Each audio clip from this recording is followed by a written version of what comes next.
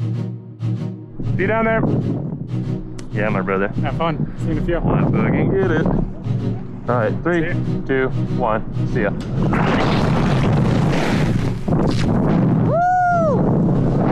Hello, friends. You're listening to Exit Point, a podcast about the advancement of base jumping and the exploration of its culture. Join us for valuable insights and gripping stories from some of the world's top adventure athletes. Oh my goodness, the sickest thing I ever did in my life! Woo! I'm reading the base fatality list right now. Location, Arizona, USA. Yep. Cause of death, impact, suit, wingsuit. 3-way wingsuit jump with the deceased following 2 others, impacting ledge. Yeah. Well, yeah, sort of. But where were you when you got the phone call? Man, interesting story.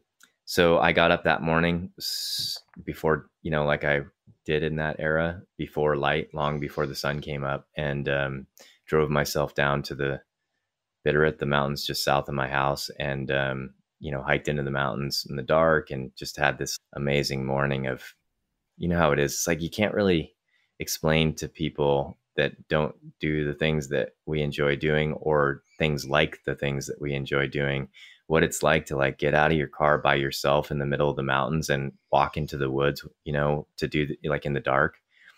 So anyways, I had this amazing hike. It was like a 4.5 hour hike to a cool exit, and had an amazing jump, had a really nice wingsuit flight, and it was winter. So I landed, and the grass there wasn't any snow. Well, there was little patches of snow, but I remember it being pretty crispy and just a beautiful morning, and walking out on the trail and seeing people walking their dogs coming up the trail, and just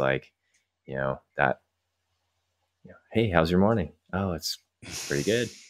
Mine's doing and they have pretty no good. idea. Yeah, exactly. They have no idea why you're there. And I remember that morning in particular, it was just such a satisfying jump, just as solo jumps can be, off this diving board or rock, and had an amazing flight, and walked out, drove back in the best mood ever. And walked into the kitchen for another cup of coffee at, must have been 10:30 in the morning, and opened up Facebook when I hit start on the coffee maker, and one of the first posts was a sad tribute post to Matt, and to me, I was just it went from the most to be cliche about it, kind of the highest of highs right to the lowest of lows, all in the same context, right? This thing had just given me everything, and then it had just taken away a significant amount. And I remember kind of feeling like someone had just basically kicked me in the gut. And my partner, Kara, walked out, and she was just she saw the look on my face, and she knew holding the phone, and she just was like, yeah, who was it? And it was Matt, and then called Scotty, and I didn't get him right away, but he called me back, and that was kind of the beginning of that conversation. Pretty rough. Now, you were on a wingsuit base jump that morning, but where were you on your path in base jumping at this point, and your engagement with the community and your friends? I started kind of that path around 2010, and was, by 2011 was jumping wingsuits, and often. It's pretty rare in the States to have an ability to jump a wingsuit on a really regular basis in a legal setting. And I had that. It wasn't, it's pretty far from ideal. I look back on jumping a Phantom from some of those exit points, and I just I can't believe opening 300 feet above a postage stamp surrounded by trees and creeks and rock is just, whatever. But that was just what you did. But yeah, I was jumping a Kaluga one and opening new exits by mid to end of 2011. So by the time 2016 came along, I jumped a lot all over the place, and definitely felt a strong sense of community. Obviously, as most people who jump know you build the strongest bonds and the most lasting friendships with people that you jump with. There's something about experiencing that kind of life that brings people with the same frequency together in a pretty profound way. And unfortunately, between 2013 and 2016, the large majority of those people in my community had died, you know. I still had a lot of friends that I jumped with and I trusted, but my relationship with it was there, right? It was like this, I was only jumping in 2016. I was at that point where I was only jumping with people that I really trusted. Not that I didn't trust the people that I was jumping with before, but I was definitely emotionally divesting from people I didn't trust and trying to protect myself, even if it was subconscious, by jumping with people that I really did trust. I was under no illusion that it was very possible it could happen to them or to me. 100% aware of that. But at that point, I was certainly more eyes wide open. And it wasn't that I didn't have eyes wide open at the beginning. It's just that there's a very stark difference in knowing it or believing it, and then like actually experiencing it multiple times. Even the first few times, it was like, wow, this is heavy. But until you pick your friends up out of the rocks, or you see it happen, or you hear it happen, or you are on trips when it happens on a regular basis, it doesn't seem to, for me, I mean, it's all personal, right? It's super personal, but for me, it didn't seem to be nearly as real until it was like, you know, you're screaming at the sky, like, stop. I mean, you know, it's like somebody, you know, goes in, and then 2 weeks later, 2 more, and then a week later, another, and then 2 weeks later, another, and then 2 weeks later, 3 more in the same jump. And you're just like, so yeah, but it can be, but at the same time, the way flying, that form of flying, and the friendships that I formed, made it absolutely important enough to continue doing as responsible as I could. I think the realization for me was not that it could or couldn't happen. It was how much our decisions and the results of those decisions affect other people.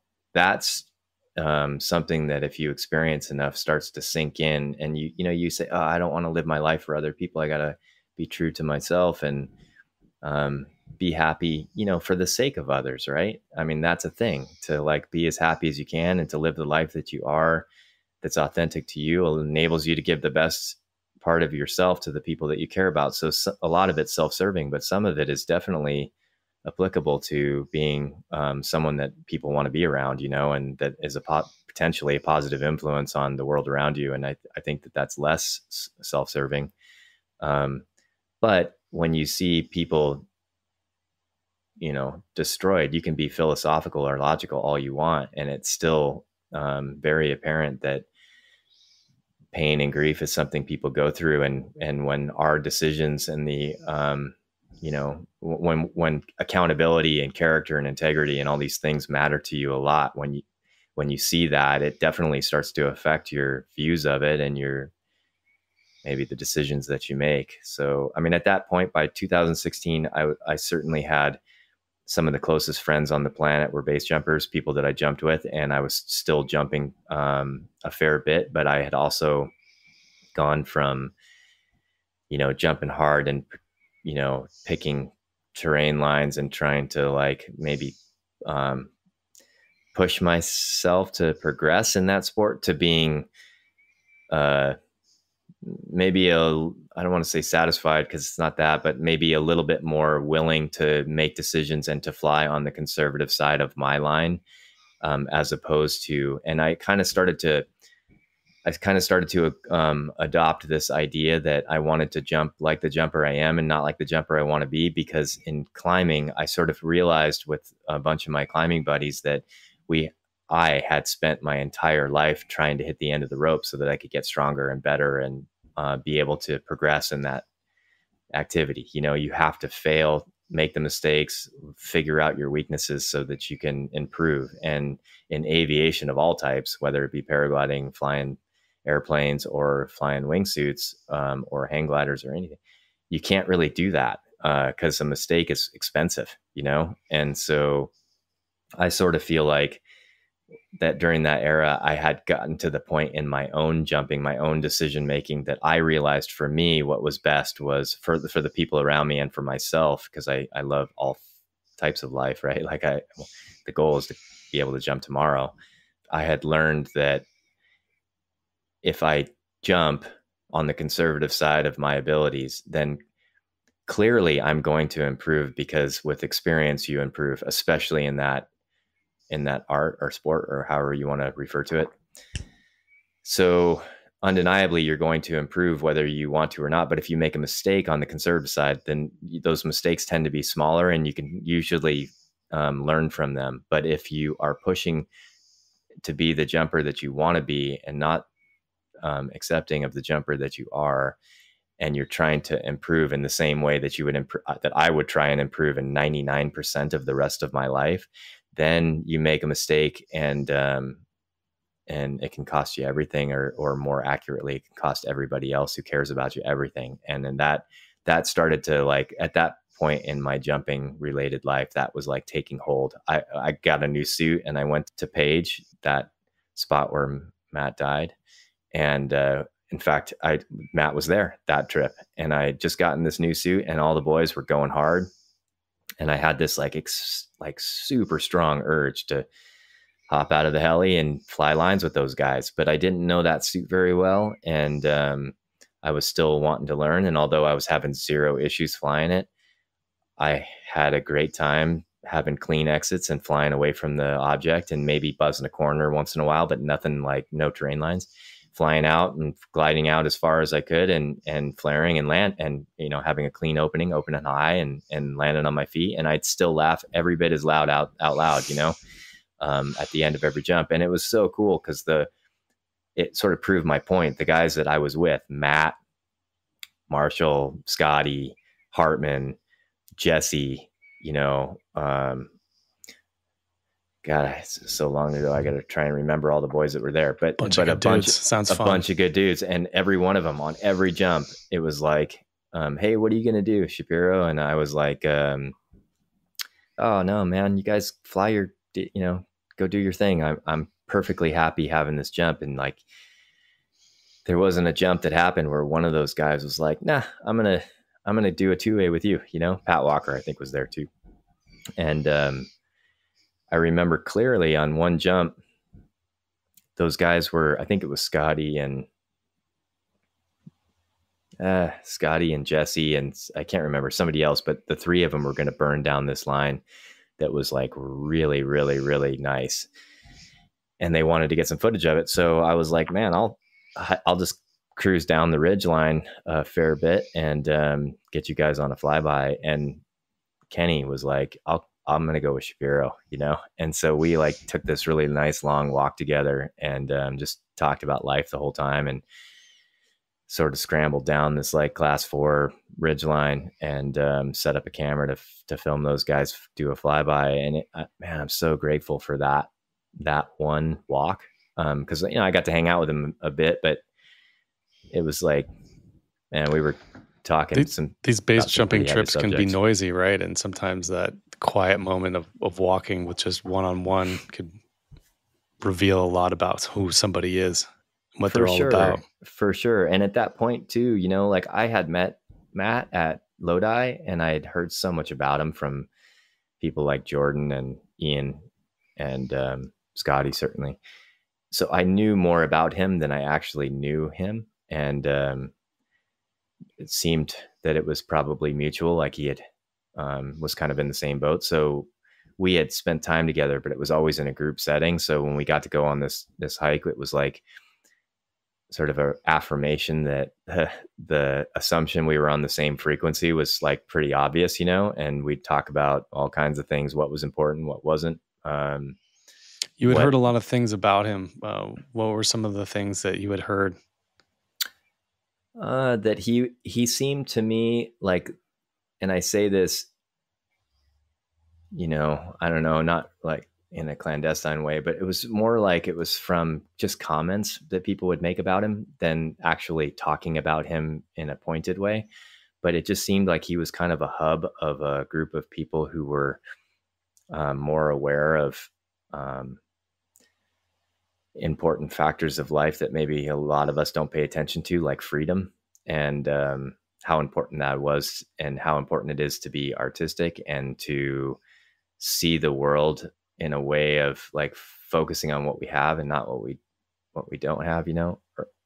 And so he was just like this eternally sort of positive influence on everybody, and you could tell just by the way people talked about him. And then also it was obvious that he was pretty skilled, because everybody would talk about how reliable his skill set was, and how reliable he was as a human being. Like he was always kind of there for his friends, and was always, even if he had his own shit going on, he was always kind of like a pretty stable place for people to land. You know, if someone had an issue and they went to him, he would genuinely try and help or support or be there to listen.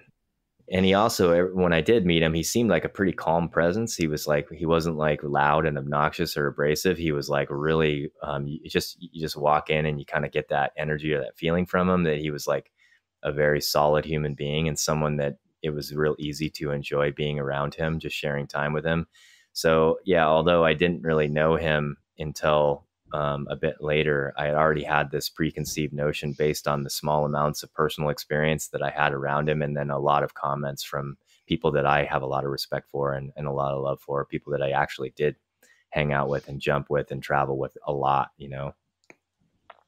So going back to that morning, you called Scotty. What were the things that happened next?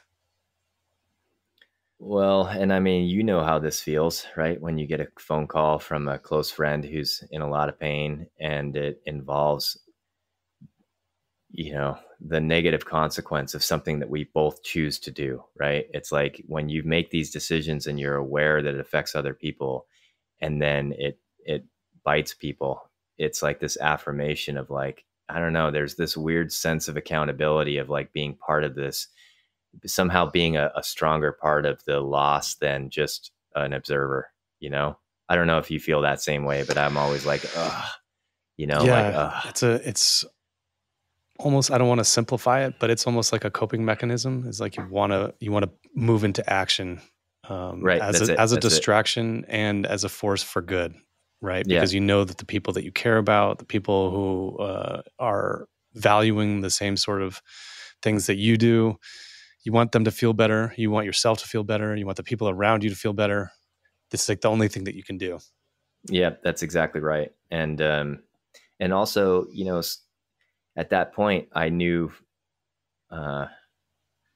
pretty intimately that the few people that I knew that had experienced as much or as intensely as I had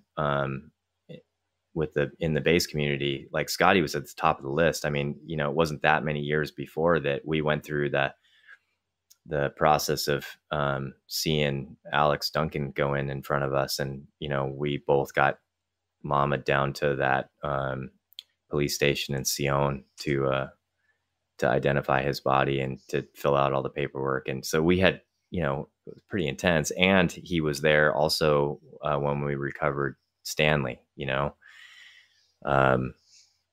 So you I guys had had gone been through it already twice, and then inadvertently many more times than that, just with people that we were mutually friends with, and then heard about either through the community or social media or however it is that we find these things out, you know. But I remember there was an era where if I got a phone call from Charlie or Scotty, I was like, uh-oh, you know, it was like one of those, because it was just so prolific. But either way, I remember thinking like, okay, this is terrible.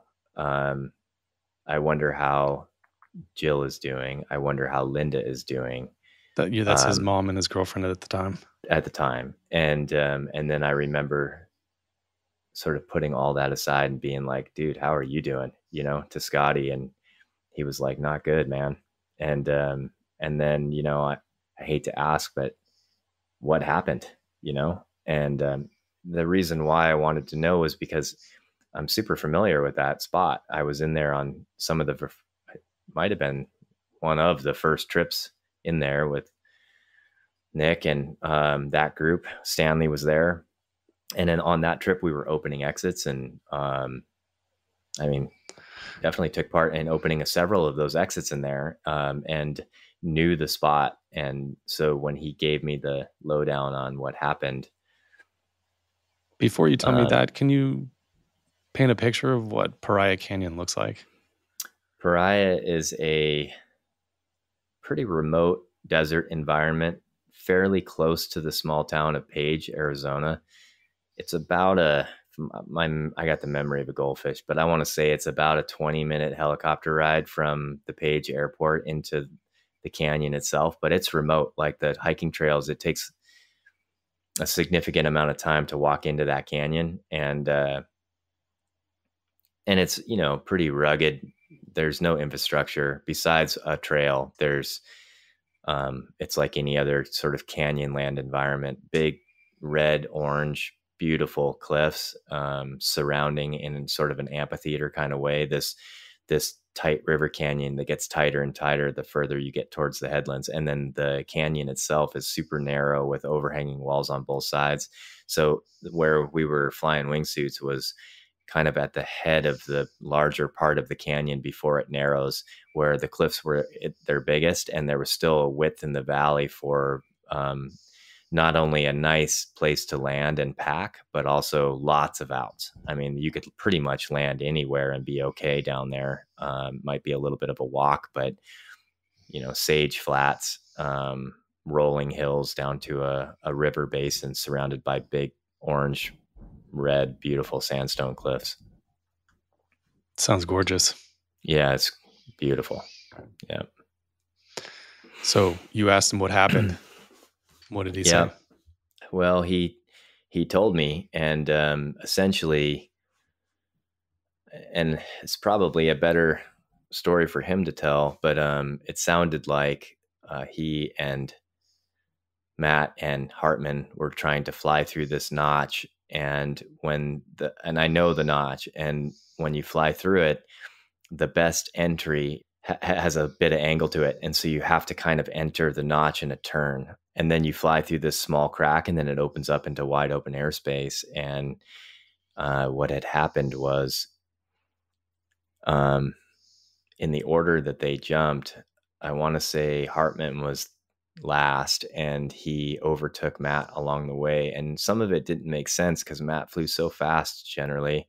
But either way, it sounded to me like he got, I don't know, maybe he was a little slow. I'm not quite sure, but he didn't make that turn, and he impacted at the top of the notch. And what I found out later was he kind of pinballed down, and he ended up coming to rest stuck in this high, this like hanging dihedral, or it was like almost like a crack system. And it was about somewhere between 800 and 1,000 feet from the top and about 1,000 feet from the bottom.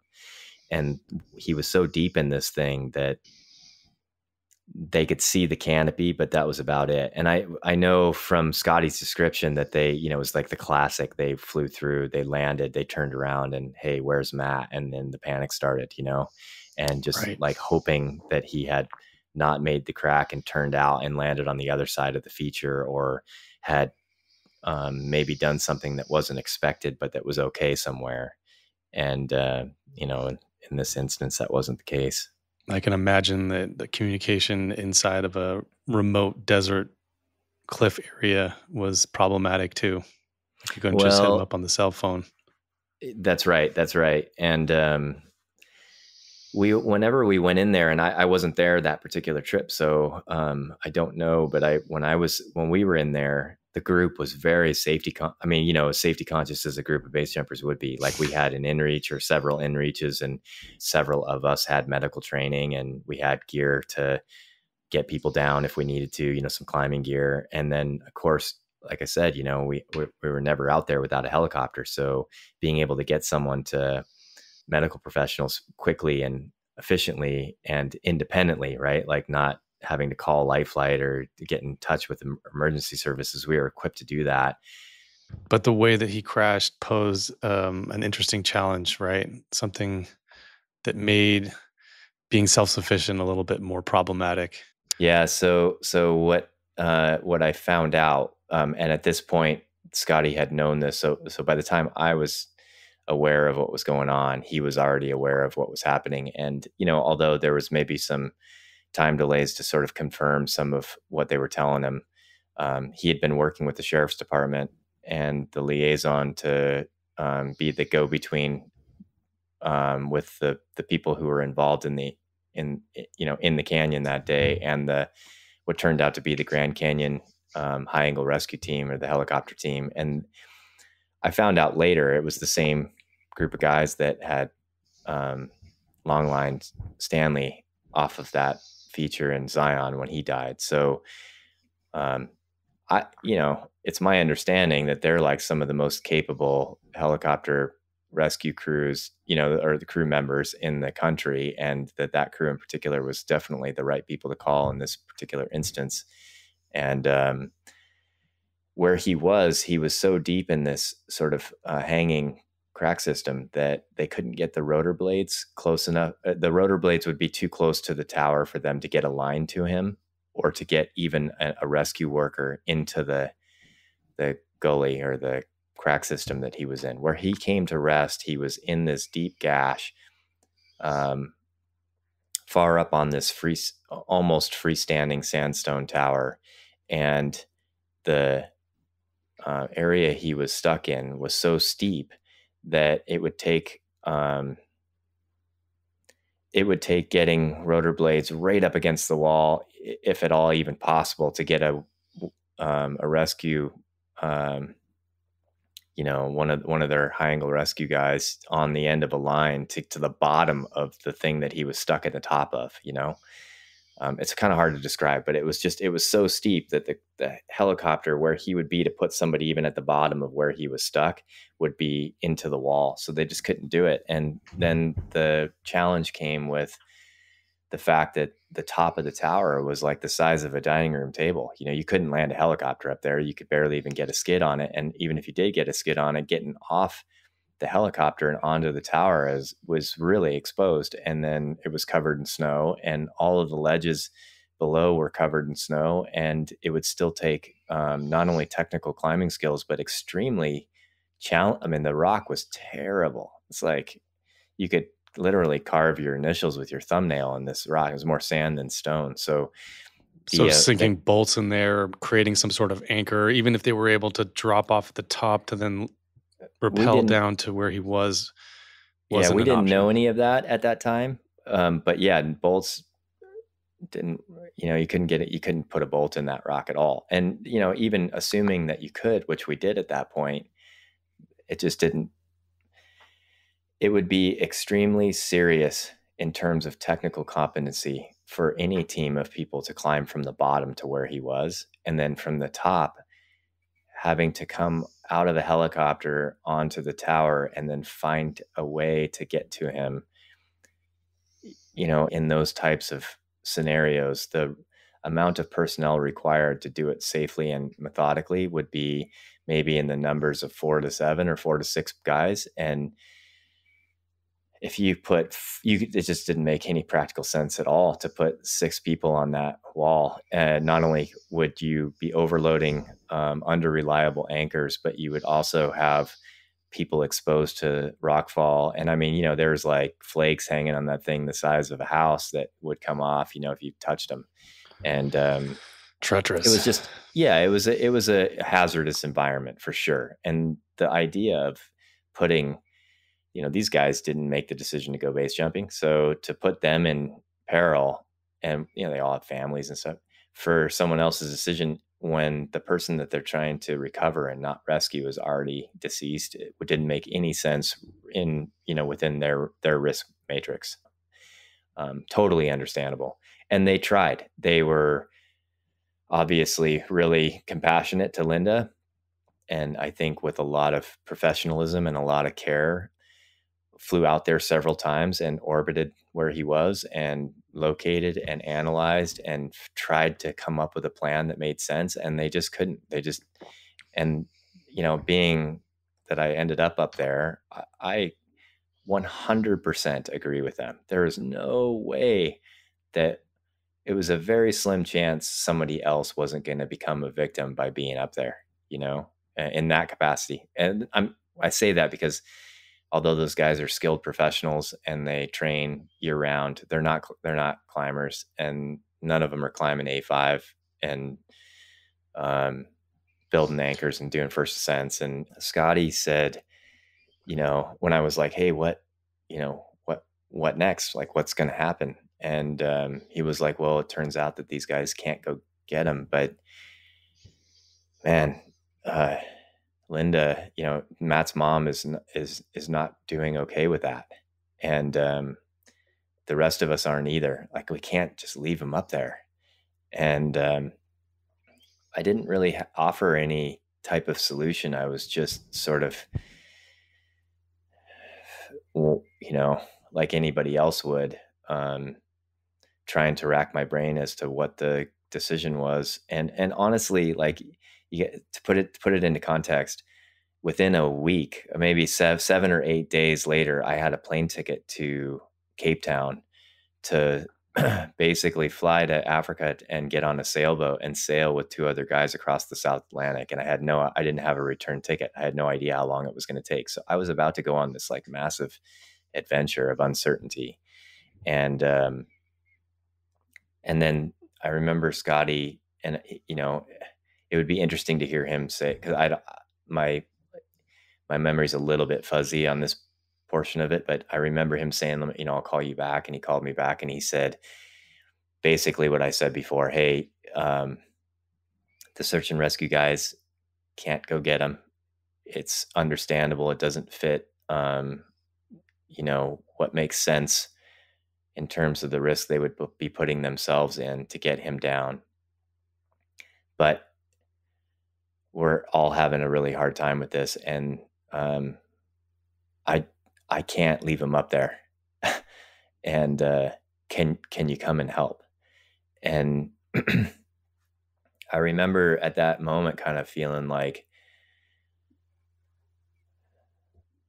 I want to help, but I need to put my emotions aside and think with logic here. Like, I need to do what I've kind of like always done to try and stay alive in the last 3 decades, is just, when it comes to risk, you just have to make decisions based on logic and not emotion. It's going to be emotional. It's circular, right? It's going to be emotional at the beginning and it's going to be emotional at the end. But when you're in the thick of it, you got to think of things through,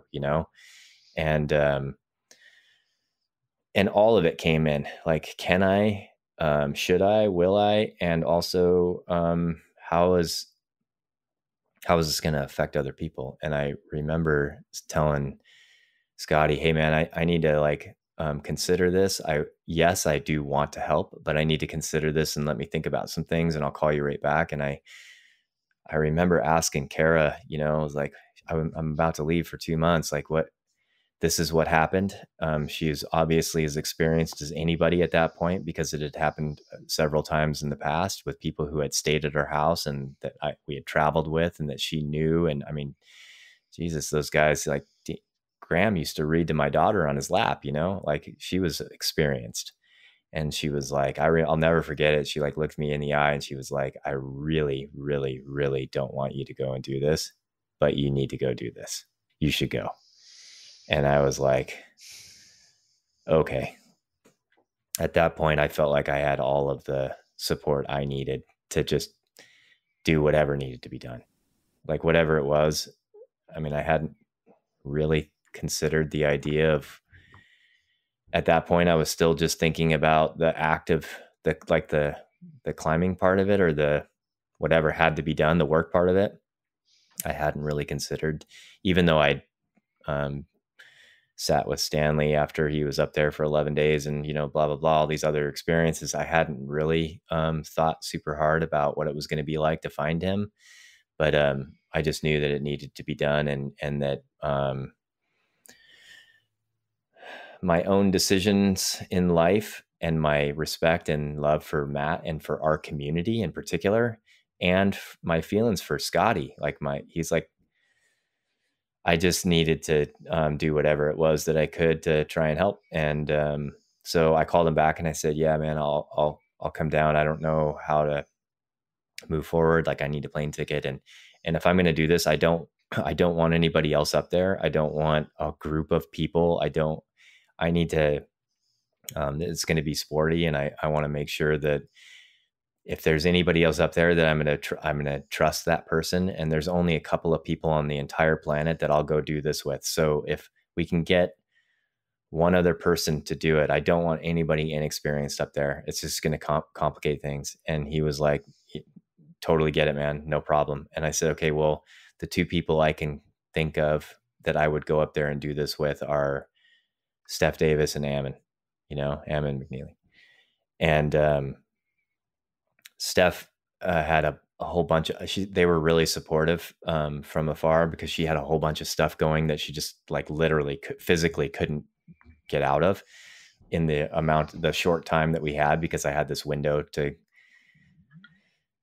before my flight to South Africa. And also because it had already been a significant amount of time, like it had already been a couple of days, and then it was going to be a few more days before we were actually going to get to him. So time was a little bit of the essence. And so Ammon was basically the only one on the planet that I would have been up there with. And so I told him that, and I said, can we call Ammon? And he said, that's really funny. I just talked to Ammon, and he said the same thing, that he would go up there and do it if you were there, And so I said, okay, well, that seems to be the plan. And it wasn't more than an hour. They had a plane ticket, and some of the details worked out. And I went to the airport in the morning and flew to Salt Lake, and Ammon came and picked me up, and we drove down there. And by the time we drove the 3.5 hours to Page, we were getting there at maybe 4:30 or 5 p.m. And we had a little brief meeting. And, obviously I gave Linda a big hug and his dad a hug, and saw Scotty, and, just got to look them in the eyes and tell all of them that we would do all we could.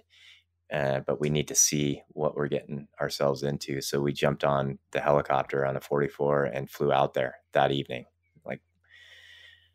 25 minutes later, we were orbiting the tower, and it was immediately apparent that there was no fucking way we were climbing up from the bottom in more than a couple of days. I mean, it was like, it wasn't that high. He wasn't that high, but with the rock quality and the crack systems and all of the things that led to that where he was, it would have taken portaledges and days. I mean, it was really sporty climbing, like hooks and beaks and, lots of hand drilling, and just like, it just looked terrible. So the plan became to try and get him from the top. Go on. Can you just briefly explain the difference between like sport climbing and aid climbing that would be required to get to the top of something like this? Normally in the desert, the free climbing in the desert is amazing, right? Lots of splitters, and typically pretty good gear, pretty straightforward gear, especially with like a lot of the Wingate or patinaed sandstone that's hard enough to be reliable. But there are lots of sandstone features that the rock is really soft and isn't reliable, and is flaky and crumbly, and like you wouldn't want to be in certain places on some big sandstone towers when it's raining. They just melt like a candle. It's crazy. So the difference between free climbing and aid climbing is in free climbing, you're depending on your hands and your feet to ascend, and this is not soloing, just free climbing. You're using gear and ropes to protect yourself and your team from the chance of a fall. And in aid climbing, either the rock quality is bad enough, or more often the features are too thin to free climb, meaning the cracks are maybe paper thin, so that they would only take gear that maybe would only reliably hold body weight in stretches, with good gear in between or whatever, it depends on the rating of the route. But you're essentially climbing by placing gear, clipping a webbing ladder to that gear, and then sticking your feet in that ladder and using the gear to support your weight, and then placing another piece and moving up from piece to piece. So you're artificially climbing the feature using the gear that you have, the tools that you have. It's a little bit more like construction work than it is like climbing, but you're ascending in the mountains in a beautiful place and you're gaining ground. And a lot of the big walls in Yosemite, like on El Cap or on other of the big features, they're so big that there is oftentimes a lot of free climbing involved, but there are sections or blank stretches that require some aid climbing in between. So although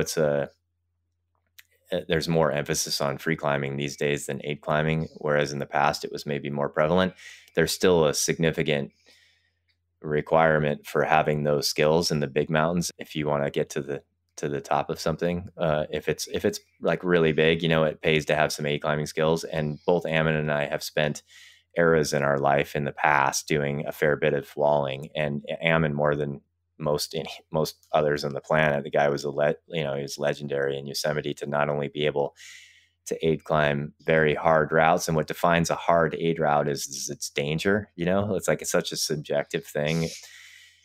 Ratings in free climbing are objective, right? Like it's this hard based on the first ascensionists and their experience, and they judge that it's this hard. Aid climbing, the ratings get harder and harder, and that's relative to the fall potential and the consequences of those falls. So A1 is good gear. Every piece could hold a fall. A5 is that, death fall potential is likely, meaning if you blow it in a certain place, it's likely the fall is going to be bad enough that you're going to be risking a life-changing or life-ending injury, right? And Ammon would do an 8-day A5 wall in less than 24 hours by himself. He was just a complete and utter wall pirate nut job. And I love that about him. He was just so skilled. I want you to elaborate on who Ammon was, but before I forget, what would you rate the climb that you guys were then at this point setting out to do? If you were climbing from the bottom, it would have been every bit of A5, Okay. It was like, and I actually only really realized how challenging it would have been after we were on it, because I didn't, even from the helicopter, I couldn't really see how terrible the rock was. It was literally like a sandcastle. I mean, wow. Yeah, if you did this on the side of it, you would have a hole. I mean, it was just like the whole thing was just sand. It's like falling apart, with a bunch of big flakes and like perched boulders and like, oof. Yeah, it was really, it was a little bit of a clown show, but Ammon was up for it always. There's nobody I can imagine that's better in that environment than him. He had a bunch of desert experiences on really difficult towers, climbing mudstone and rock that was maybe difficult to call rock, and he also was really bold, and he was really experienced. So he had not just the boldness to do what was necessary, but he had the skills and the experience to do it proficiently, which is a really rare combination, to be as proficient as he was, but also like as complete wild man as he was. How was he wild? I mean, well, I know here's a story. But please. Yeah, here's an Ammon story. Okay, Ammon was climbing. I could be wrong about this, but I want to say it was Zenyatta Mandata. I'm pretty sure. So he's climbing this pretty hard A4 wall on the Zodiac side of El Cap in the winter by himself, and he took a pretty massive whipper and wasn't wearing a helmet and woke up hanging on the end of his rope. Like it was like a big fall, right? And he smacked his head really hard. Well, the way he told it is he woke up with hearing voices in the distance, and it was the rangers on the ground with a loudspeaker yelling at him, "Ammon McNeely, are you okay?" And he was like, in his head, he was like, where the fuck am I? Like, what's going on here? This isn't my bed. Yeah, exactly. So he, slowly his lizard brain takes over, and he slowly connects his jugs to the rope, and he starts jugging the rope and kind of making ground, and they're still yelling at him through the loudspeaker, you know, like, Ammon McNeely, are you okay? And pretty soon he's getting frustrated because he's combative, right? Because he's got a head injury. Wow. And he's a little drunk, you know, and he like turns around and gives him the double fingers, you know, he's just like, fuck you, you know, because he's like, you know, he's a base jumper at this point too. So he's fuck the tools. That's kind of his, you know, MO. So yeah, his Zenyatta Mandata is pretty overhanging. So getting off is problematic. You know, you can't really go down. Off is up on that route once you're at a particular point. So he jugs up there to the top and they're yelling at him, you know, like, are you okay? And he's trying to wave him off in a very clearly an Ammon way. And he, instead of like any logical human would do, ask for a rescue or try and go down or just like figure it out or whatever, he like finished the pitch, set up his portal edge and like went to sleep, you know, with a concussion, which is like exactly what you shouldn't do. And I think he woke up in the morning and like drank a Cobra and then finished the route. You know, and he told me at one point he like reached behind his head and he had like clear fluid coming out from this, you know, he'd fractured his skull and he had like CSF coming out of his Jesus. And bleeding out his ears and stuff. Like it was not a little bang on the head, like full on, you know. And he doesn't remember a whole lot of the route, but he finished it and walked himself down. That's Ammon, you know. Great story. Yeah. I mean, for people who don't know who he is, he was a pirate. He was a modern day pirate. Oh yeah. He texted me when he, you know, because he almost lost his leg on the first one, right? When he broke his ankle, like he almost broke his foot off in Moab, and they repaired it and they put a bunch of metal in his leg. And then of course he wanted to base jump before he should have. And he started bending the hardware and there was a bone infection and they almost took his leg and he managed to save it. And then a time later, he did lose his other leg in an accident. And you know, I found out about it. He texted me with a x-ray of his cut off leg and hit literally a caption, "I'm a real pirate now." I was like, yeah. Next For him, level. that was like, yeah, it was perfect. It was like, better than a pirate t-shirt, you know? He actually got to have a peg leg. Amazing. Pretty classic. Yeah.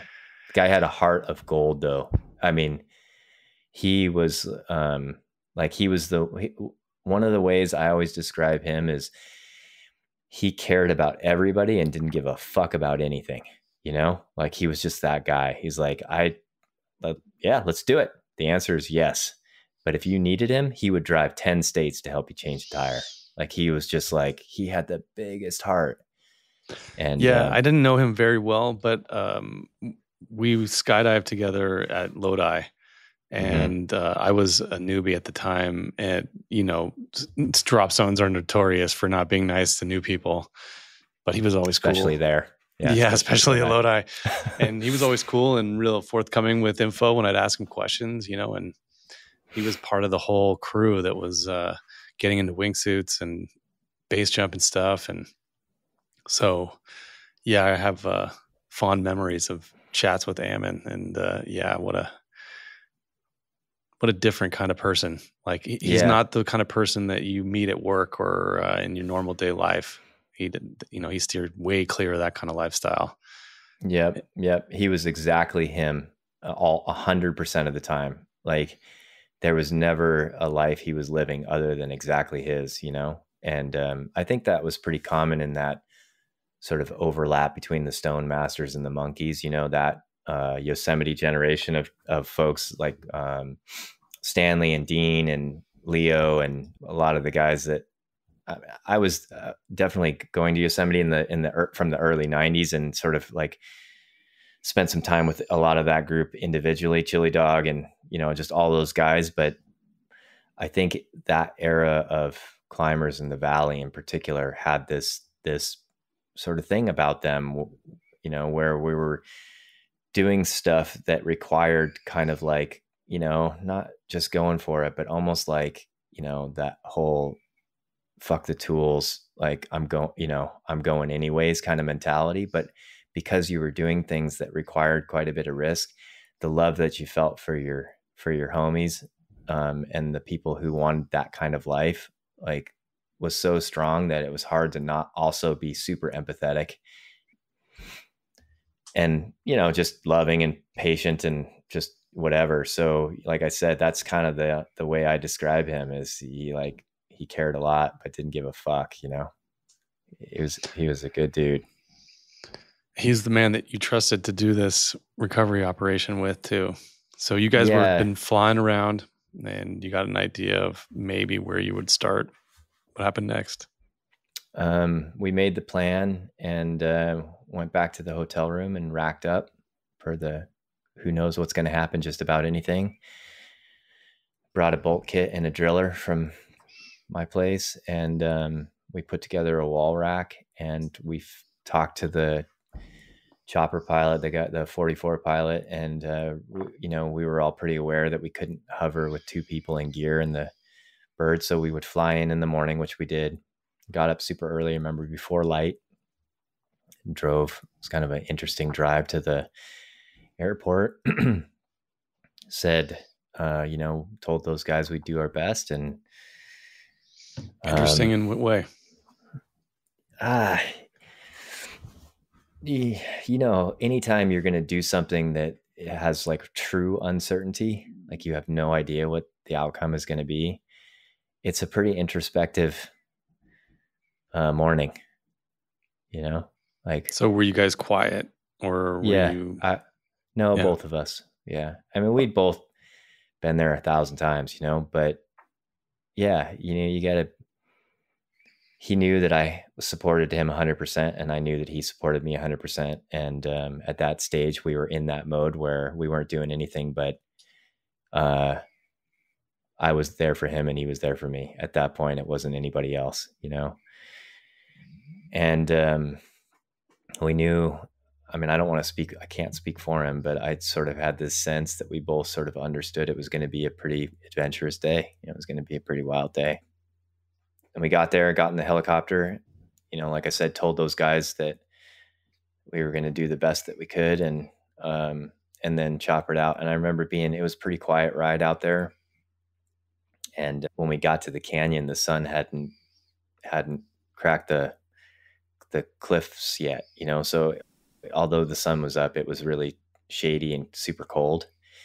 And we landed where we typically pack, and Ammon got out with the haul bag, and I got out with the rack, or I stayed in with the rack. And they flew me up, or Kevin, I think his name's Kevin, flew me up to the summit. And man, it's fucking wild. I'm kind of like getting a little bit electric just thinking about it, because, you know, it's real easy to go right back there in my head. Like it puts me right back there. But basically he hovered, you know, I'm looking out the window and he's descending to the top of this tower, and it was probably like 2 times the size of a dining room table.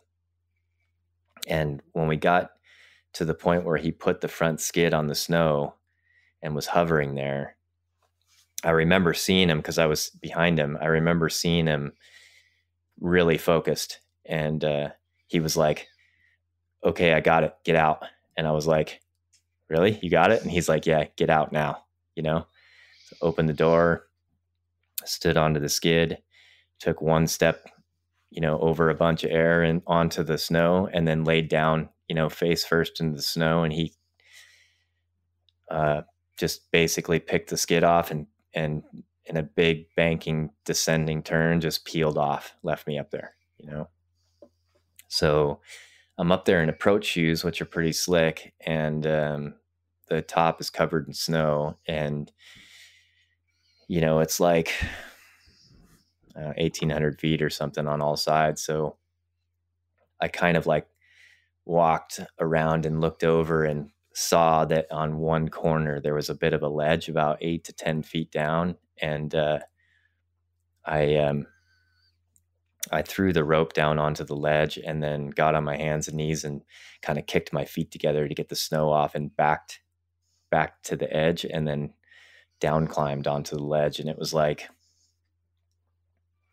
you know, it was loose, but it was pretty mellow, you know. It was like whatever, 5'8" or something like that. And got onto the ledge and was standing on this ledge on the side of the tower and built an anchor, and then was able to basically clip into the anchor, tied a figure 8 on a bight, and threw it up on top of the tower for Ammon so that he had something to clip to when he got out of the helicopter. And just waited up there. It was like pretty quiet. We were pretty committed at that point. And then maybe 10 minutes later, the chopper came back up and, it's blowing snow everywhere, kind of hid in the ledge, and watched Ammon get out of the helicopter without thinking twice, threw the haul bag kind of out into the middle and laid down and did basically the same thing I did. He clipped into the rope and laid down, and the chopper peeled off, and that was it. It's just the two of us up there. And the day began. Helicopters are really noisy. Yeah. And there's something about when they go away, the quiet is like the reality sets in of where you are.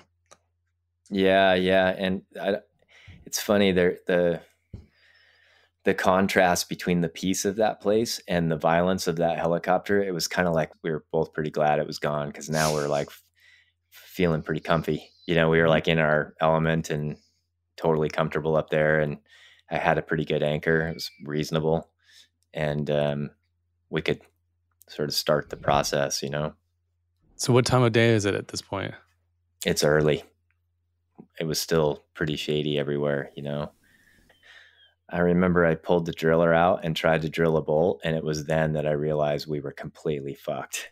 Like I put the oh my God, man! I put the drill bit against the. It takes like 3. I mean, pretty powerful driller, and it takes like 3 to 4 minutes to drill a hole, and I had the bit was buried to the hilt in a total of about 3 seconds, and the vibration from the driller, just the hammer drill, meant that the hole had elongated to the point where you couldn't even really get the bolt started. It would just spin in the hole, and you couldn't like hand tighten to try and get the wedge to the point where it would stop it, which I tried. And when I did get it to stop and tried to, it just pulled the thing literally I had it to where I thought it was good and I could take it out with my hands, Because normally when you drill a hole into solid rock, you put the bolt into there, and as you turn it, it expands to like sort of anchor itself in there, right?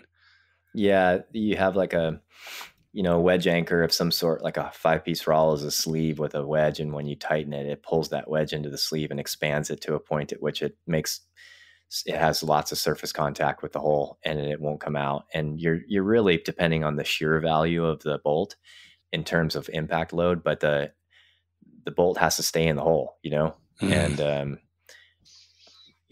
bolts are, whatever. But the problem with it is that it wasn't like this thing was full of splitters, the only cracks available were basically big loose blocks and like expanding flakes that were barely held on by sand. So it's hard to describe.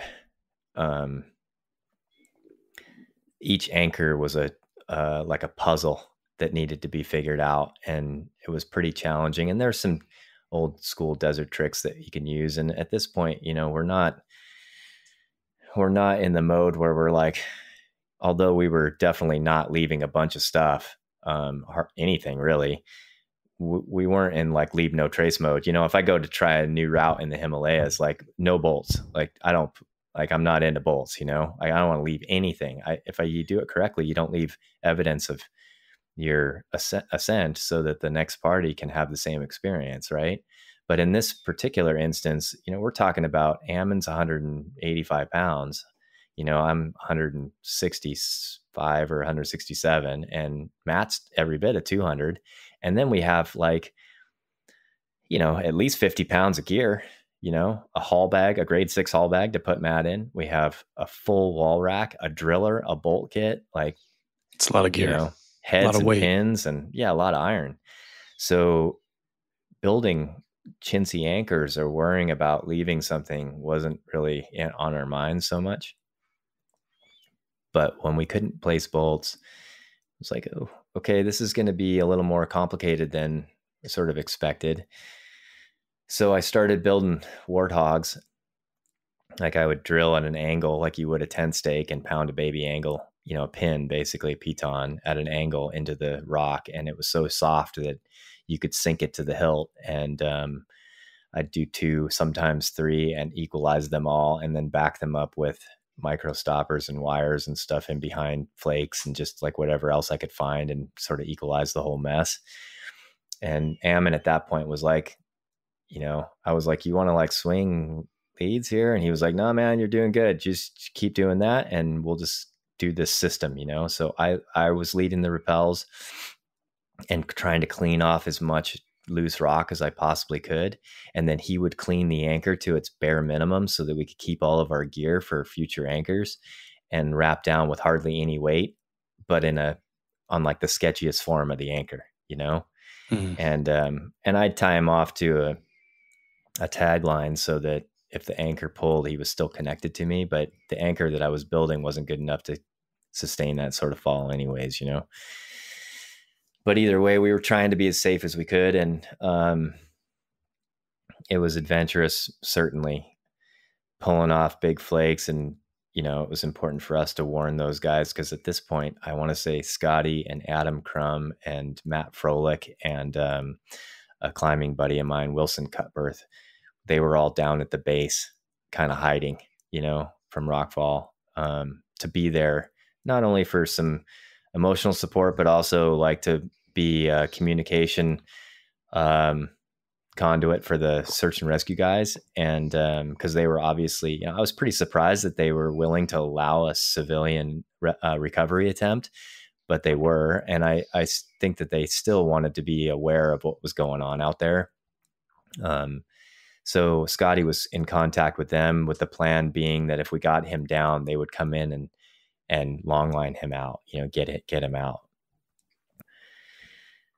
But we were having to communicate to them, hey, you guys need to hide. I'm going to be pulling this garage door off here, which was fucking pretty wild, You know how it is, like base jumping, that kind of climbing is, and at this point we weren't really climbing, we were just descending, but it was,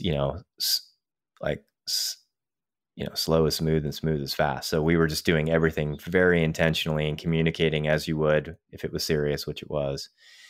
And I think it was like 4, maybe 5 full length rappels, like full 200-foot rappels to the end to get to the spot where he was. And I remember, I got 4 wraps down and looked down and could see the canopy. And I was like, okay, well, there he is, And it was then that it sort of hit me. It was like, okay, this is going to get real, And I want to say he'd been up there 9 days. I think this was the 9th day that he was up there. So the sun was now coming out and ravens were circling, and the most beautiful, peaceful day, like the beams of light that were coming into that crack system. There was enough dust in the air from our descent that it was like there was like gold glitter in the air. I mean, wow. It was so wild. I wrapped down into this thing and sat down maybe 30 or 40 feet above Matt, and Ammon came down next to me, and we pulled the ropes and just sat there and talked like 45 minutes, just talked about life. Started off just like about what we had just done, and then about Yosemite and about friends gone and about the ravens and about the sunlight and about the place and how peaceful and how like it was such a good vibe up there. It wasn't heavy. It was like, I remember feeling like really like we were doing something good, but it was going well. It was like this feeling like this is going to work, and also that it didn't feel like something traumatic was up there anymore. I saw evidence of it. You could see where he had pinballed down. I mean, I saw it, Scars on the rock. Blood and scars. Blood. Yeah. Okay. Yeah, I could very easily see where he, how he ended up where he was. And then after about 45 minutes, I remember just looking over and having Ammon look at me, and we were both like, it's time to sack up and get to work, you know, like we're up here to do a job. Let's get this done. So we put on gloves and masks and worked our way down to him. And, you know, it wasn't what I expected moving the canopy. And there were some really interesting things. Like Matt's brother had been killed in a motorcycle crash 4 or 5 years previous to Matt's accident. So we had his brother's ashes with us. And so we started by taking his ashes and putting them in Matt's helmet. Matt's helmet was sitting right next to him. It wasn't on him. It was just sitting next to him on the rock. Wow. Yeah. And his camera was gone, but right next to his helmet was the SD card. Like somebody had placed it there. Wow. Yeah. We were not quite sure how that went, but that's where it was. And Ammon kind of looked for his camera for a bit. We never did find it. And he had a full face helmet on, and the chin part of it was still with him, but was not on the helmet. So we took the helmet, still had the full face, and we put the ashes inside the helmet and built a really nice, big, tall cairn up in the crack. Nobody could ever see it, but it was there, you know, and that way they could be together. This was a request by his mom, or? Yeah. Okay. Yeah, maybe not in that form, but that's what she wanted, was right. to have them be together. And they are forever. Nobody's going up there. Nobody, you know. So they're up there, and it's a beautiful spot. It's really, really, really.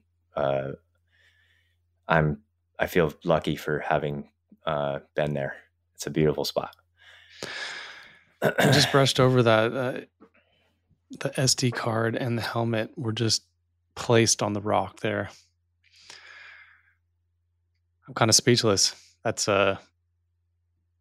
quite something to see, something to happen. Yeah, especially it was interesting because he was wearing the helmet. He was still very much Matt, which in the end felt really good to be able to tell Linda, like, you should go say goodbye to him. Like, you should say he's still very much him, you know, like, and I found some peace in that for sure. I think Ammon did as well. But when we, you know, obviously it was a fairly violent end. So to have the helmet and the SD card or any of that end up even close to him, I don't understand how that happened.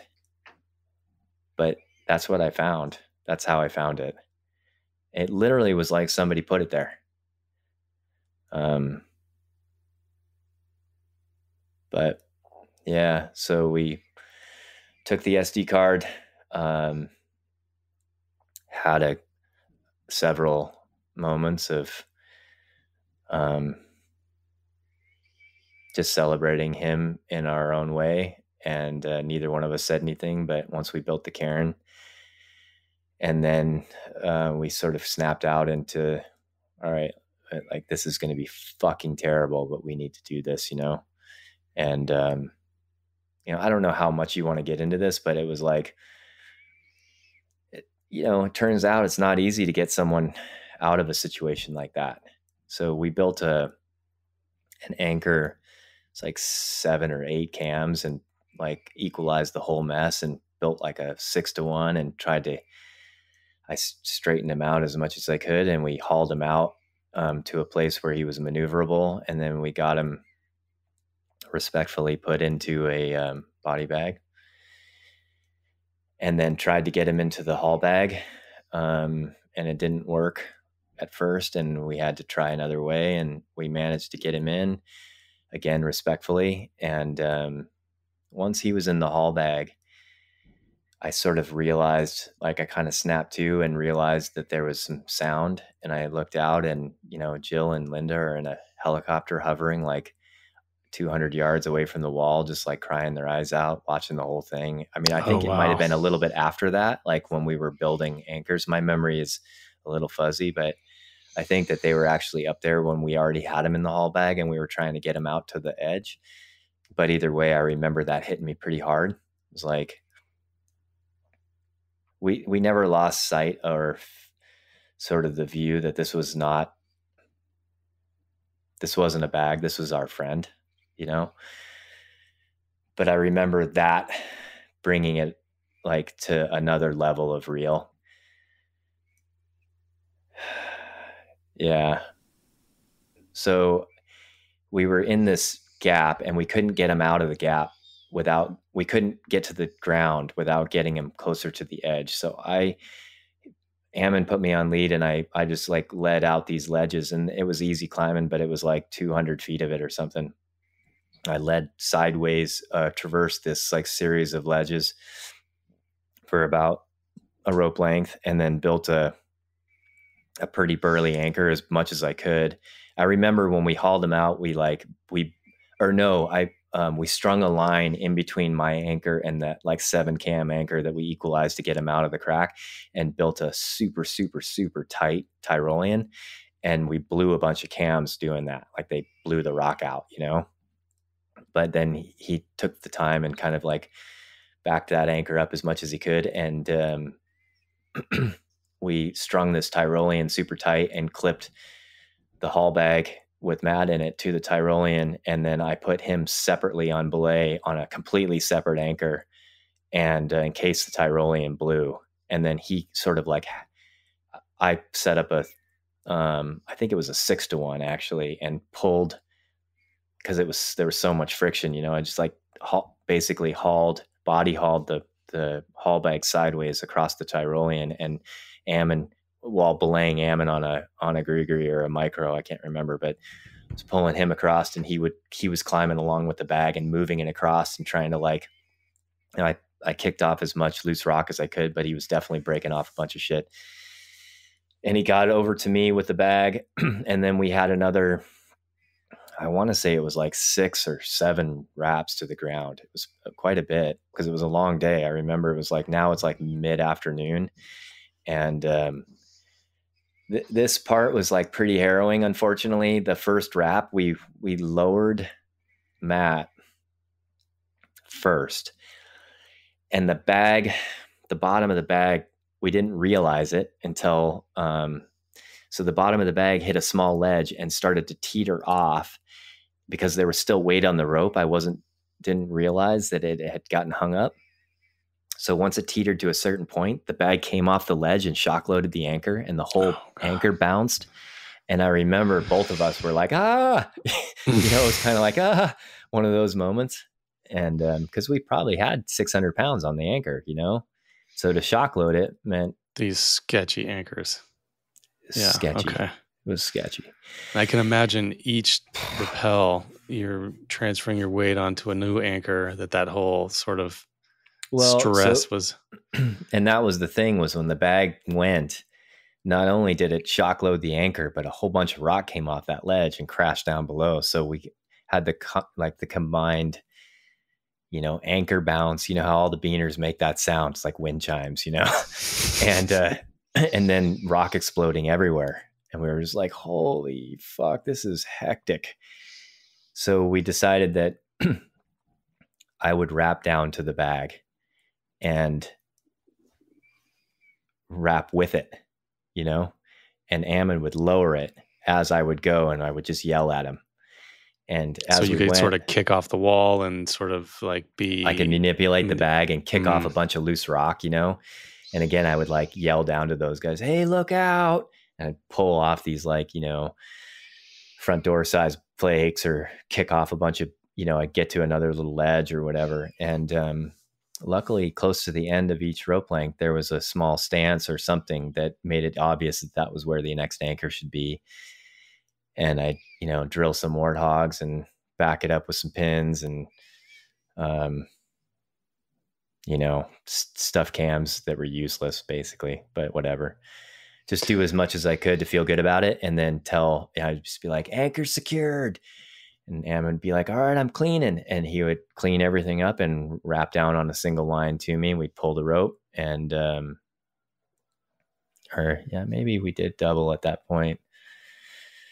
But As you're either going way, down, what's up? I mean, I don't want to be morbid about it, but you were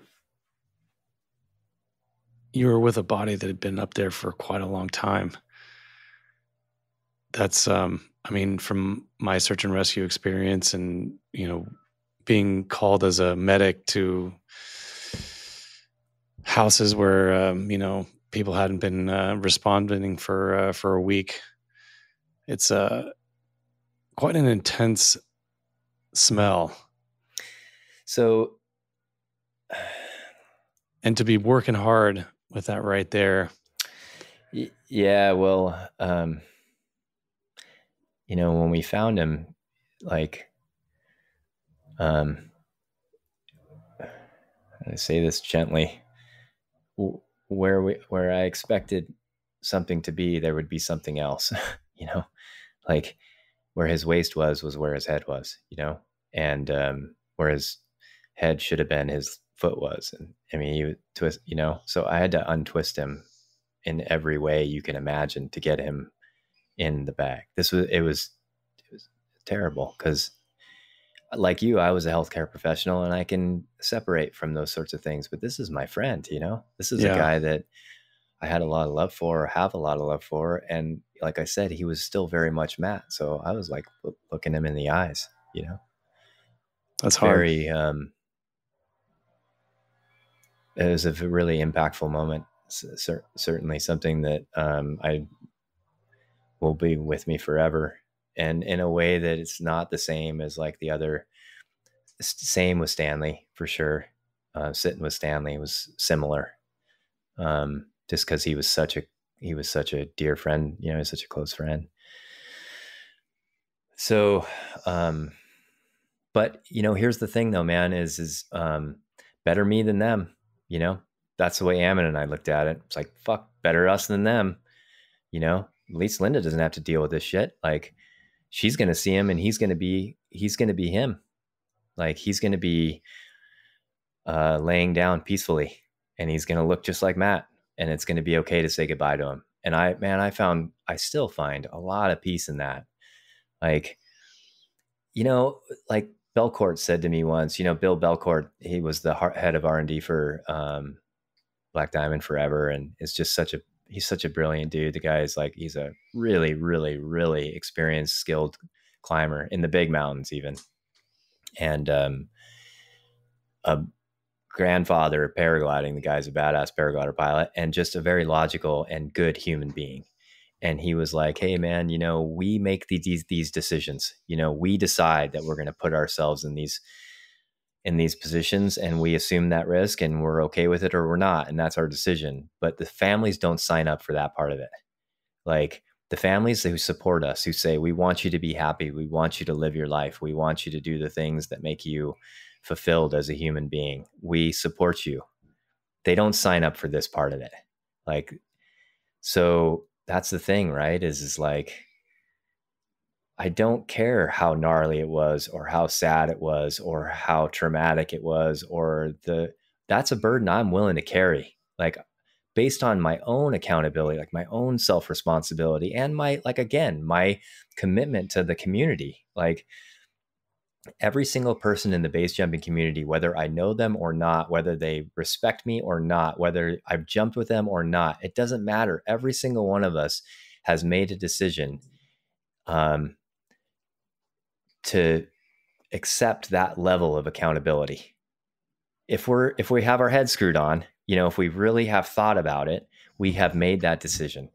And so if that burden needed to be carried to bring Matt back to his folks, I'm going to carry it, and Ammon felt the same way. So yeah, it was gnarly, but at that point we were like, yeah, we're fucking doing it. We're getting him down, honestly. Like, it was, it was also pretty sunny up there, pretty nice. It was pretty hot, even though it was cold at night, like winter cold at night. Once we had him in the body bag and he was in the haul bag, it was okay. It was okay. Yep. And we also were trying to be really careful with him. Like we knew by then the helicopter was gone, like those guys were gone, but he was still our friend. Like we weren't like just like throwing him around like you would like an inanimate object, a haul bag. Yeah. He wasn't geared to us. He was our homie, so we were like talking to him. And I think it was helpful for both of us to remember why it was that we were there, and talking to him and being logical about our actions, but emotional about the realities. I think that was helpful, to be totally honest. It kept us motivated in a healthy way. Quite honestly, and probably obvious for anybody who had listened to this, my friendship with Ammon changed that day to a level at which we talked about it several times. Like we weren't friends anymore. We were like, it was, we were connected bonded in a different way. Yeah.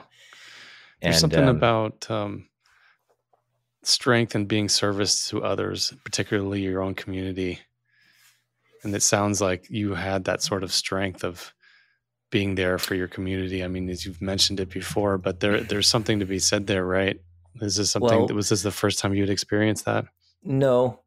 And whether we did or not wasn't really my point. It wasn't like I was like, there was no illusion of like, we weren't trying to be fucking heroes. It wasn't like that. It was just like, for some reason, it was a really meaningful motivational factor for us. Yeah. It's like, okay, we're not doing this just to like, like because of ambition or ego or like to be the best at something. We're doing this because this needs to be done. We care a lot, and we want to, like you said, we're in a position where we can serve. We're going to do that. We're going to do the very best we can, I don't know. It's really hard to put into words.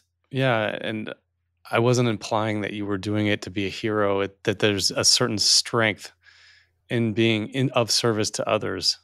And it sounded like you reminded me of times where I felt like I was really in a position where I could be helping. And I mean, it sounds obvious just saying it like that, but No, I agree with you. And like I said before, my correlation to maybe a military reference, I wasn't in the military, but I've heard friends who, like really close friends that have confided in me, talk about, when it's like the most intense and the most gnarly, they're not fighting for freedom or their country. They're fighting for the guy sitting next to them. Right. Like that's kind of the common factor, is like your empathy has the capacity to reach only so far. And certainly the most meaningful motivators are the people that you have empathy for and can control the outcome, or at least contribute to their outcome, And for us, that was a little bit at that stage of the day. It was definitely that. It was like, I was thinking a lot about Scotty. I was thinking a lot about his mom. I was thinking a lot of Matt's mom. I was thinking a lot about, Jill and Taz and some of the other people that I knew were back at the hotel waiting to hear if we were successful or not, because honestly, we weren't sure we were going to be able to. I mean, I remember when the helicopter took off and we were on top, we were both like, well, we're fucking committed now because he can't come get us. So no matter what, we're having to get ourselves off this thing, And then, when I started wrapping with the bag and pulling off flakes, and we just got into wall mode where we were just taking it one pitch at a time. And I remember getting pretty close to the bottom and having it look like we were just above the ground, but we still had like 2 full rope lengths to go. I mean, you know how that is. You go to climb a big wall and you've done 2 pitches and you look down and you feel like you've gone nowhere, after 1 pitch, the bags look tiny. And after 2 pitches, they look like you could reach out and grab them. I don't know how that illusion happens, but it does. So we could talk to those guys, and it was starting to get dark, like the anxiety was getting a little bit thicker on the ground. Not so much for us, because I remember telling Ammon, like, hey dude, I don't care whether we get him out of here tonight or not. I'm happy to sit in my harness all night long. It doesn't matter to me. We're going to get this done, and it's going to happen safely. Neither of us is going to get killed. And if it happens to be that we spend the night up here, then we do, you know? And he was like, absolutely, brother, let's do it, you know? And those guys were kind of like on the radio saying, hey, the search and rescue guys are saying, if you don't get them to the ground pretty soon, they're not going to be able to come in. It's going to get dark, you know, can't fly. So I was like, okay, man, we're going to do the best we can. Relax, you know? And I know that they were trying to be super supportive, but I remember that feeling of like, you know, wanting to sort of, like you would your internal narrative in other situations, just like shut all the voices in my head off, and whether they were coming from the radio or not, and just continue doing what we were doing because it was working. And then we did the last rappel, and I wrapped with the bag to the ground, unclipped from the rope. Scotty and Froelich and those guys ran over and met me. Ammon was still up on the wall, but the helicopter was already in there because it was now last light. They had about 5 minutes before they could fly him out. And I grabbed the haul bag, and we, with a couple of those guys' help, we sort of suitcased it across the talus over to this big cargo net that they had laid out. And there was already one of the Grand Canyon crew was standing on the cargo net waiting for the helicopter, because the helicopter had dropped the net with the worker, with the rescuer, and was hovering like up canyon. Like I could barely hear that chopper, but you know.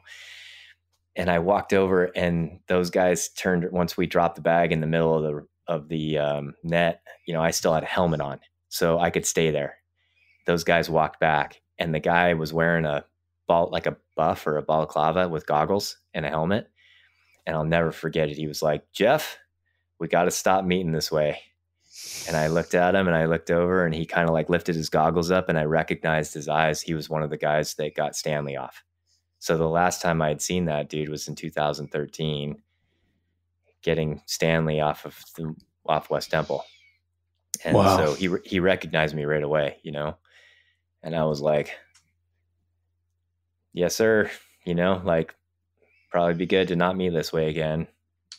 Helicopter came in, and we hooked the net up, and they picked him up and hauled him out. And then chopper came back and grabbed, I can't remember his name, but they picked him up, and I ran back over to the wall, and Ammon, he had just cleaned up the last anchor, and was actually either in the last 15 feet of the rappel by the time I got back there, or like just on the ground. I can't remember, but I got over to him, and we just like went into wall mode and like slowly started coiling the ropes and racking the gear and just getting everything packed up. And those guys had gone down the hill to go try and meet the chopper to fly out.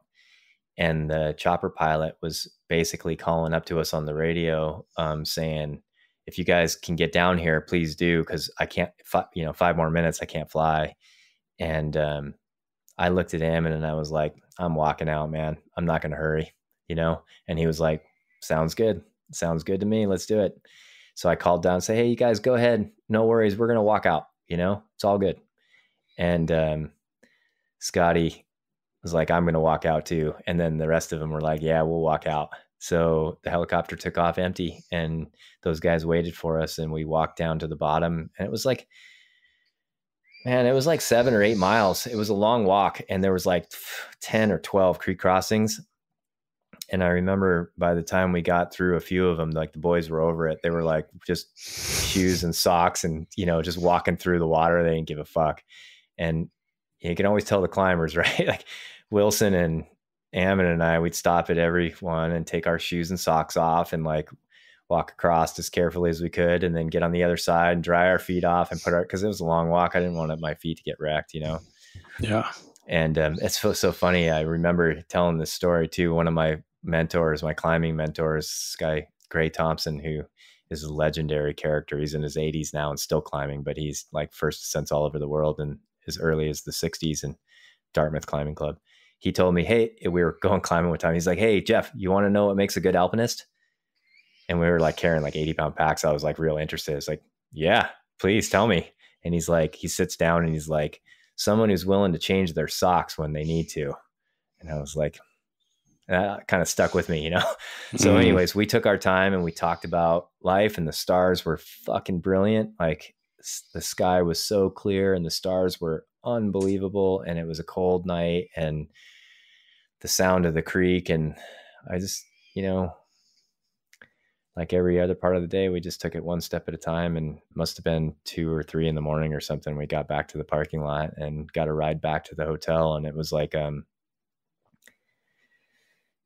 of a culture shock to go from this crazy, really pretty intense experience to every emotion you can imagine, right? His friends and his family were there. Some were partying, some were crying, some were going outside to smoke a cigarette, some were telling stories. You know how it is. I mean, we've been together when someone's died, everybody's gonna handle it differently and handle it differently. Yeah. And I remember being pretty tired, and I remember Ammon going out. I remember people were asking questions and talking to him and stuff, and he just looked over and he was like, "Man, I'm going to bed." And he, we went up and basically, I think I might have, like put together a rollie and had a smoke with some of the people there. I think I remember having a cigarette with Taz and some of Matt's closer friends that are still friends of mine today, even though we're not together very often or talk very often. I still think very fondly of them. And then, yeah, keep going to sleep and waking up the next morning and moving forward.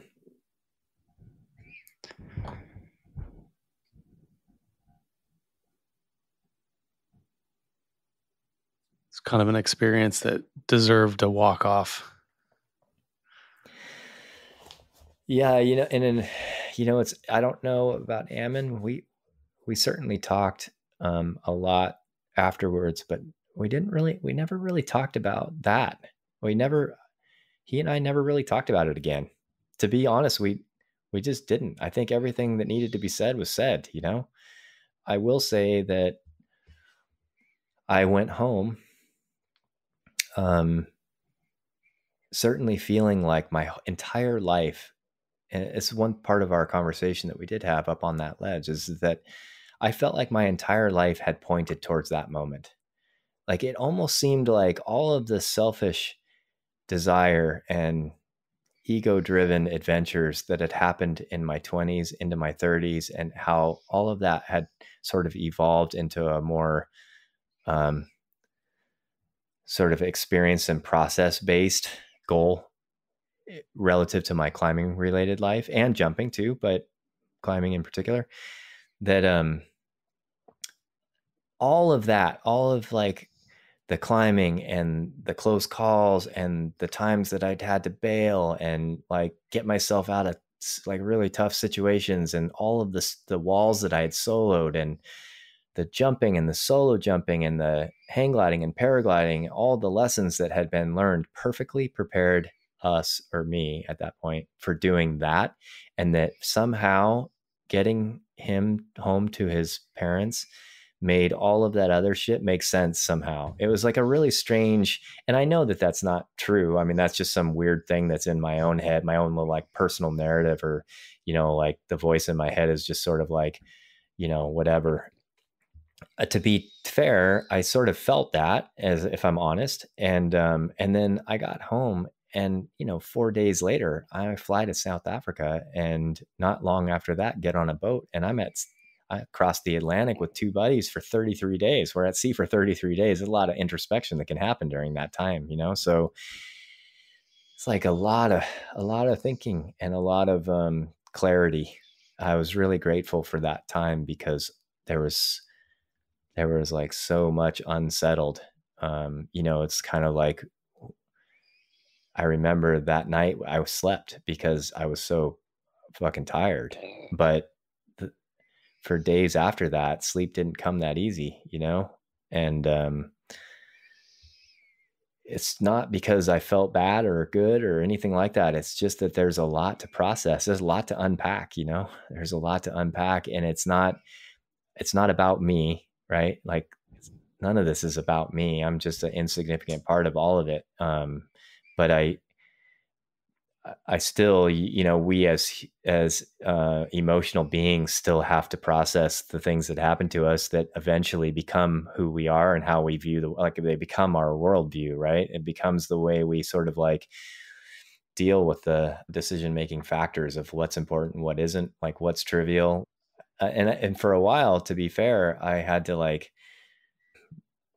stop being so fucking cynical, you know, like I started to emotionally divest and everything. And it's like I'd gotten to a stage in my life where things, in particular things like what people were doing, became exceedingly unimpressive to me. I just did not fucking care how good you are, you know, because none of that mattered, right? It didn't matter how good I was at anything anymore. What mattered was experiencing life, influencing the world around me in as positive a way as I could. And when I had some bad feeling or something that I felt like was bad or wrong or whatever, to look inward, to like, I got to do the work. Yeah, fucking look inside. Nobody's going to make me feel anything. I got to deal with this shit, you know? And it's hard to not feel like the sort of isolationist mentality when you get that way. And when I snapped out of it and realized that, you know, we're all connected and we all do influence and affect each other. And it's important to not be so inside yourself that you can't have empathy for the stage that other people are at. Even if you know that they're making a mistake or that whatever, you got to let them make it, in the same way that I'm going to continue to make mistakes, and people who know better and can see it from a mile away, they're not going to fix me by telling me what I did right or wrong, or that I'm about to, you know, do something. It's like, you got to grab the handle to know it's hot, you know? So there's a lot to unpack. It seems like there was the possibility of going either way, right? You left this experience through unpacking it on the sailboat. You walked away with loving kindness and compassion, and sort of brushed away the cynicism that you had. But I think it could have gone the other way too. For sure. Yeah. No, and hopefully, sure. And thankfully you approached it in a healthy way. And getting your ass kicked has an impact, you know? It's good for you. Like, yeah, it's good for you. Yep. Being humbled is like the best thing ever, because it's like being a beginner, right? Being a beginner is the best thing ever, because then you realize it's really, I don't give a fuck about being good at stuff. I just care about getting better at stuff because it's interesting. It's, you know, like it speaks towards curiosities, and it enables you, that seeing the faults in yourself enables you to be more empathetic about other people's faults, and just to realize that we're all in this completely clueless most of the time. And you just gotta do your best, you know? You just gotta do your best. And interestingly enough, I had some amazing jumps after that. I really continued to enjoy base jumping for a long time. And I just packed a base rig yesterday. I mean, I'm not done. I just view, like, my why has changed a bit, you know? In what way? In the way that's driven probably by, I mean, I don't want to say age relative to like how many trips around the sun, but by experience, I guess. Just like, again, you know, I keep saying it, but there was a time where I was just completely driven by not wanting to be better than someone else. Now, that's never really been my personality. Like, I did compete a lot in certain things, you know, like hang gliding, I raced a lot. But for me, like, it was never about beating everybody else. It was always about doing the very best that I could, you know, like being the best I could at something, not because I was better than someone else. Like, I don't give a fuck about that. But being proficient at something is what drove me for a long time. Everything I do, or still to this day, but everything I did, it was always about like, I don't want to just do it. I want to explore every corner of it and be the very best that I can at it. And I wouldn't say that that's changed, but I definitely am, you know, as you grow older, you definitely get less attached. I feel like maybe it is from failing more than I've succeeded, but I'm definitely less attached to ego. And I'm definitely have more empathy, not just for other people, but also for myself. So like when I fuck up, I analyze it. I try and do better. I try and make the changes to fix those mistakes, but I don't hold on to it as long as I used to. It used to like really affect me if I like made a stupid mistake and ended up failing because of it, or like not doing as well or whatever. Yeah, I can relate to that. Earlier on, my inner dialogue when I made a mistake was pretty harsh. Yeah. Now it's a little bit more kind. That's the thing, is all suffering comes from inner dialogue. And if you can just get the voice in your head to shut the fuck up for a little bit, you can actually be kind to yourself. And that in turn ends up being good for other people too, turns out, I mean, that's my partner, but this whole thing, the reason why I bring that up is because it definitely affected the way that I operate now. Not that Matt had an accident, not that I wish things were different, because I do. I would do anything to have him still here. And I also, I just think that in some ways, the realizations that came from that experience, if I looked at it in a really sort of self-centered way, was a bit of a gift, and I think he would be happy about that. I think he would be happy to have had his lifespan equal so many good and useful lessons for the rest of us, both when he was alive and after he was gone. He affected a lot of people when he was here in a super positive way. But the questions that were brought to the forefront, and that many of us that loved him, liked him, spent time with him, were lucky enough to know him, have asked ourselves and had to process since he's died, I think have probably led to some, I don't, it's a weird way to say it, but some like perspective, positive perspectives. I don't know. You just try. It's like, if I continually kept myself in these places of grief, you end up being in some sort of like weird purgatory, and you just, at some point you got to remember the best parts of them and celebrate that and move forward with their influence in the same way that you would if they were alive and just somewhere else. It's like, we all have to die. We all have to go through it. It's like the dentist, you don't want to go to the fucking dentist, but you got to do it. So you just do it. Right. And, our lifespan is a get to. Like, the only thing we have is time, and the only thing we have to do is die. And everything else is a choice. It's a get to, if you do something, especially as privileged as we live, we're not in situations where we're starving or have, so many other challenges that other people in the world have. So to not take advantage of life and to recognize that we have those advantages would be taking it for granted. And in the exact same way that not wanting to pay attention to or face the fact that we're all going to die, like we all have this limited amount of time. If you don't think about that and you don't take it like literally, then you're taking it for granted, because man, we're not going to be here forever, and we are going to grow older, and we are going to be less capable, and we do get sore in the morning when we had rubber bones as teenagers and all this. I mean, it hurt to put my pants on this morning, like, give me a break. So those changes are going to happen, and we should love every second of it because we get to, Well, Jeff, I think this is a really good place to stop. Thanks for sharing this story. Yeah. I just hope, and I hope the description of that wasn't harsh for anybody. And I also hope that the people that were most affected can find some peace.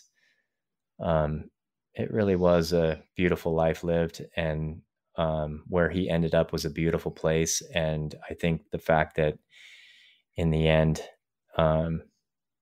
he got to, be with his family, I think that's beautiful. So yeah. Anyways, thanks for having me on, and yeah. Thank you for being man. You, Jeff. Well, it's a lucky life. It's a lucky life. We hope you enjoyed this episode. If you have any thoughts about what you've just heard, please don't hesitate to hit us up. A big shout out to Mark Stockwell, our sound mixer and co-producer. We love you, man. If you'd like to learn more about the podcast, please visit exitpointpodcast.com. See you on the next one.